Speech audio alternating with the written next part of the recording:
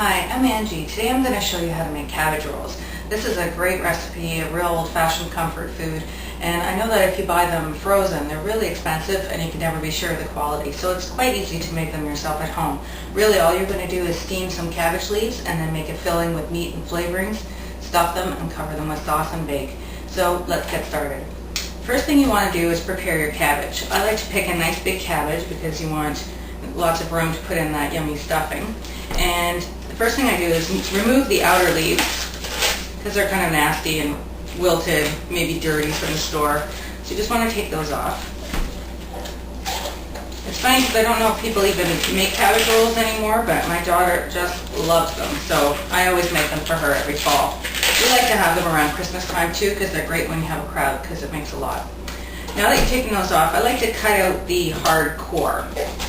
So I just take my knife, make some cuts in sort of a octagon around the core.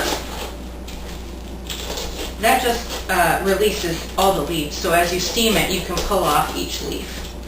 So take the core out, and now you need to get a big pot of boiling salted water going.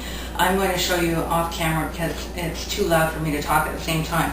But we're going to put the whole cabbage into the simmering water, and then as it gets soft, I'll peel off each leaf, put it aside until I have the amount of leaves that I need. So I'm going to show you that. Okay, so there's my cabbage, and I've got it in the water, which is starting to boil. And as each leaf gets soft, I'll just pull it off with the tongs and put it in a strainer until I have them all. So it takes about 8 minutes or so. Okay, I'm just going to show you how the first leaf comes off. You see it gets soft and it just releases. So there you go, you pull that one out, put it aside, and you just keep going in the layers. The leaves come off in a natural formation, one after the next. So you shouldn't have to force them. And if they don't release easily and they're not soft, then just let it sit for another minute or two until the next leaf comes off. Very easy once it gets started. You just need a really big pot. Okay, so my leaves are all done. I have a nice big stack of leaves here, and while I set them aside to cool, we're going to make the filling. So the first thing you want to start with is your meat. I have a 1 pound of meat, so I'm using half a pound of ground pork and half a pound of ground beef, lean ground beef. But you can use just 100% of either one of those if you want. It's just whatever you like. Then I have 3/4 of a cup of cooked rice here. So it's just cooked and cooled. You can make it specifically for this recipe or just use leftovers. So I had some leftover rice, just the right amount. And I have 1 cup of chopped onions that's finely chopped. We're just going to mix all this together and stuff the leaves. I have 1 clove of garlic that's finely chopped. And I have 2 eggs that are beaten. And then we have our spices.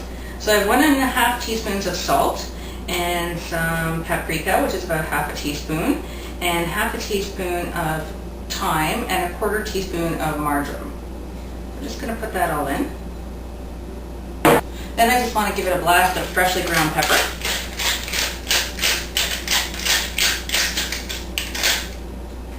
And you just mix that all up. You can use a spoon, of course, but I just like to use my hand. Makes it go quicker and you get a really nice mixture that way. So as you can see, it's a very economical recipe to make because the cabbage costs nothing at all. Just have the ground meats and a little bit of vegetables.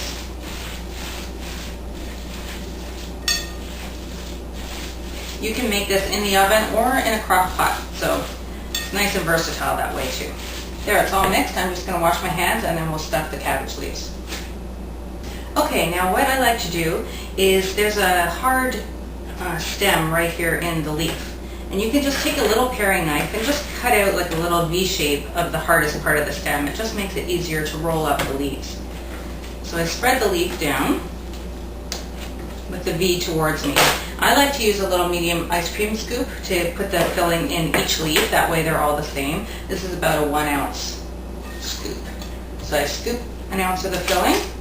You can use 1 or 2 depending on how many you make, but I think 2 scoops, 2 ounces of filling is nice.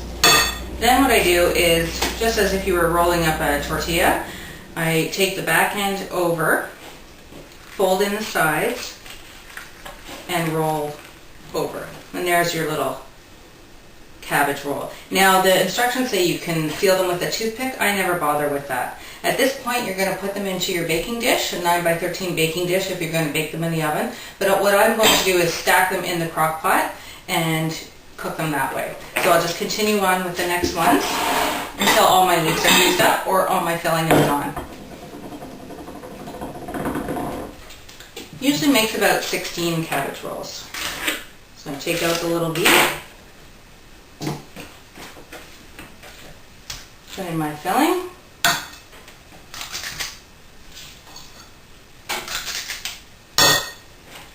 Fold over, tuck in the sides, and roll over. Sometimes a little filling might peek out from the cut, but that doesn't matter. It's all going to be good in the end. Put it right in the crock pot.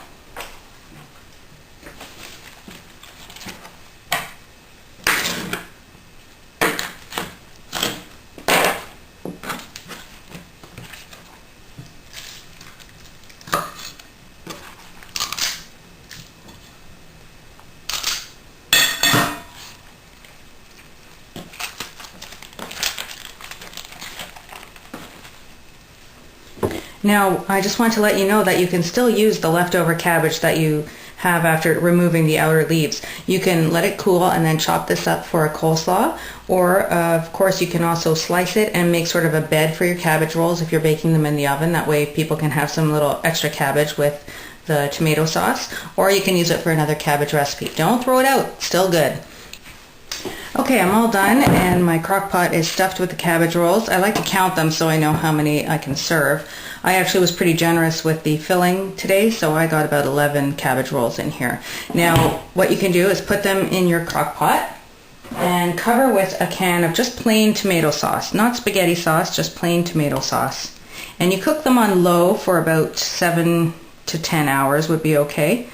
I think about 7 would be good though. Or if you want to put them into a baking pan, cover them and bake at 375 for about 1 hour until they're nice and tender. And that is it, pretty simple. So thanks for watching and I hope you'll try homemade cabbage rolls soon.